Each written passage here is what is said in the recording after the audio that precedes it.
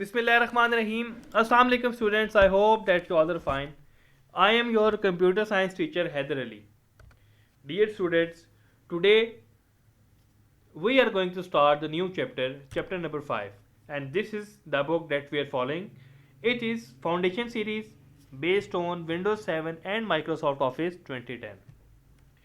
In the previous video lecture, we have discussed some features of Microsoft Word like how to insert symbols, how to apply 3D shape effects, how to apply shadow effects to objects. Our today's topic is Microsoft PowerPoint 2010. Grade 6 Computer Science, chapter number 5 and page number 57. Students, open your books in front of yourself so that you would know that what we are basically doing. The topic is, the chapter name is Microsoft PowerPoint 2010. First of all, we need to understand what is PowerPoint. सबसे पहले हमें यह पता होना चाहिए कि PowerPoint होता क्या है. PowerPoint is basically a software that is used to make presentations. So you can say that Microsoft PowerPoint is a presentation software कि जिसमें हम अपनी presentations बनाते हैं. It is a part of MS Office package. As we know कि MS Office में हमारे पास multiple components हैं, like Microsoft Word जो हम पहले स्टडी कर रहे थे, Microsoft Excel, Microsoft Outlook, Microsoft Access, Microsoft Publisher और इस तरह के और बहुत से जो कि बेसिकली Microsoft Office पैकेज के अंदर आते हैं.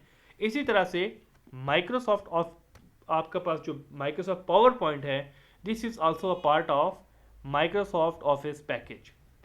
It allows you to create presentations. So what is the purpose of PowerPoint? PowerPoint basically allows you to make presentations.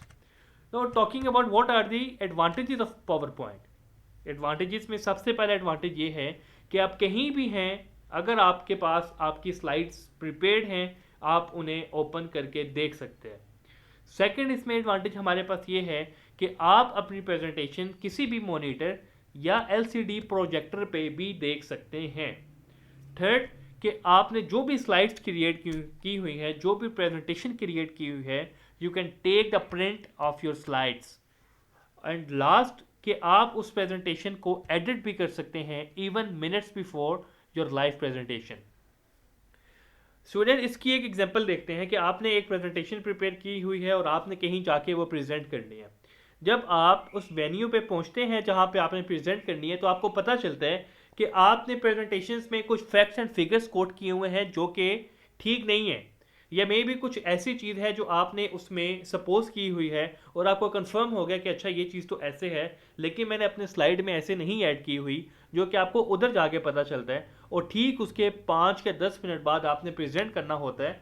तो अगर आपने माइक्रोसॉफ्ट पावर पॉइंट में बनाई है स्लाइड्स, ये प्रेजेंटेशन आपने क्रिएट पावर पॉइंट में की है, तो आप फ़ौरन से उसको ओपन करके उधर ही कुछ मिनट में तमाम चीज़ें चेंज कर सकते हैं. ये जो चीज़ें आपने न्यू ऐड करनी है, फ़ौरन से उसमें ऐड कर सकते हैं. तो ये इसका सबसे बड़ा एडवांटेज है कि you can edit your presentation even minutes before your live presentation.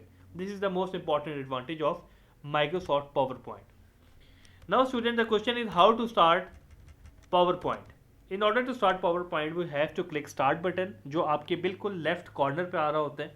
Once you click the start button, you have to click all programs. All programs के बाद you have to click Microsoft Office और Microsoft Office के बाद you have to click Microsoft PowerPoint. जब आप Microsoft Office पे click करेंगे, आपके पास MS Office पैकेज के अंदर और जितने भी एट्रीब्यूट या जितने भी कंपोनेंट्स हैं वो भी शो हो रहे होंगे.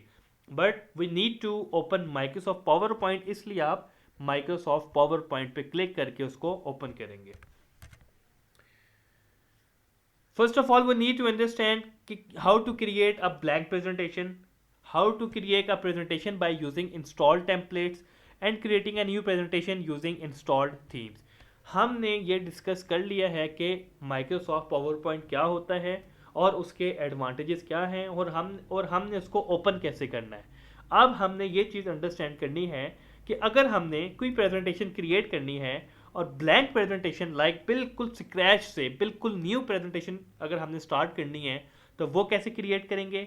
अगर आपने कोई प्रेजेंटेशन क्रिएट करनी है और इंस्टॉल्ड टेम्पलेट्स को यूज़ करते हुए करनी है, तो वो आपने कैसे करनी है? Install templates is basically something कि आपके पास एक चीज़ बनी बनाई होती है, आप उसमें अपने मर्जी से एडिटिंग करके चेंजेस करके उसको अपने अकॉर्डिंग आप उसको लेके आ सकते हैं, तो वो बेसिकली आपके पास एक टेम्पलेट है।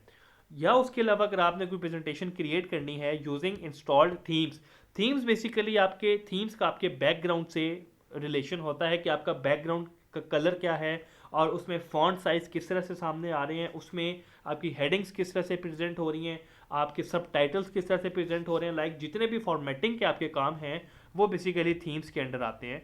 तो अगर तो आपने कोई ब्लैंक प्रेजेंटेशन क्रिएट करनी है या आपने कोई प्रेजेंटेशन क्रिएट करनी है जिसमें आपने ऑलरेडी इंस्टॉल्ड टेम्पलेट्स को यूज़ करना है, या आपने कोई ऐसी प्रेजेंटेशन लाइक क्रिएट करनी है जिसमें आपने ऑलरेडी इंस्टॉल्ड थीम्स को यूज़ करना है, तो वो हमने किस तरह से करना है, now we will see this in the next video lecture. Thank you students.